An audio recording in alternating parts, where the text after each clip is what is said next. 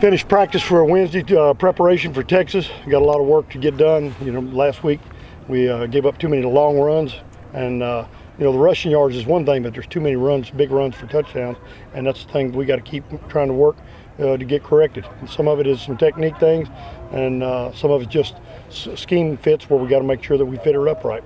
Noticed yesterday that you spent most of the first part of practice during when it was just defensive scout team about getting those fits secured. What did you see on tape against San Diego that disturbed you? Well, the big thing is look at a lot of inexperienced guys that are in there. Some guys, some of them have played, but there's a lot of young guys in there, and we just got some things where we didn't get it fit exactly the way it needs to be, and you can do that against a good back and a good team.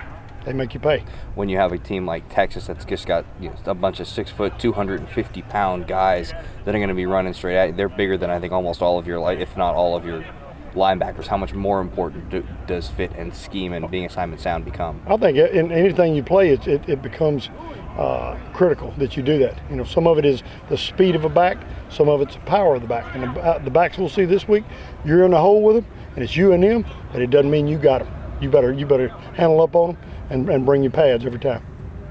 What stands out most about them on tape? Probably the tempo of their offense. They're snapping the ball with 30 seconds left on a 40-second clock. So their tempo is extremely fast. The skill at the receivers, they've got a lot of speed at the receivers. And their quarterback, even though he's young, he knows what they're asking him to do.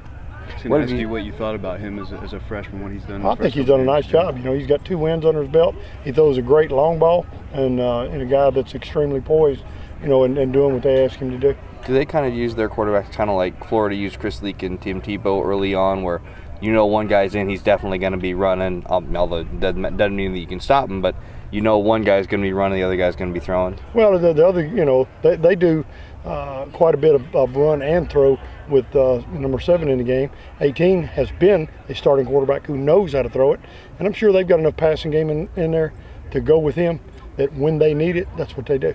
What have you seen out of Gerard Hurd in the first 2 games as a receiver? I know we heard you as a quarterback last year. Yeah, he's a great athlete. We know what kind of athlete he is, and they'll get him the ball, as it goes along.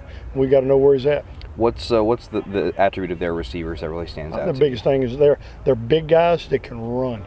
They've got a lot of straight line speed, and they run a lot of straight line routes. So they're tall and they're extremely fast. Coming off of the game last year, what was your impression of that team? Was it okay in a year these guys are going to be? Really last year was a little bit different team because of the quarterback and especially the offense. It's a different style of offense, and this year it's a different offense, and they know what they're doing with it. And I think this team obviously is they're 2-0, they're a little bit better. Are they a spread to pass team that just also happens to run, or are they kind of is that kind of more evolved? They take what's there. They're like any offense. They spread you out. Whatever they feel is in their best interest, that's what they do. Is it unusual for a spread team like that to be so powerful at running back? Not at all. You look at a lot of big teams. You can spread people out and pound them with their guys spread you out. You go with the little guys in there, and then they start pounding you with the big running backs. You mentioned their tempo. Does that make substitutions the most difficult, or what's the? Well, it's hard to substitute when the ball's snapped at 31 seconds right. for them and for us.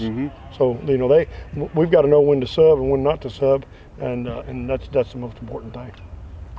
All right, Thanks, guys. Coach.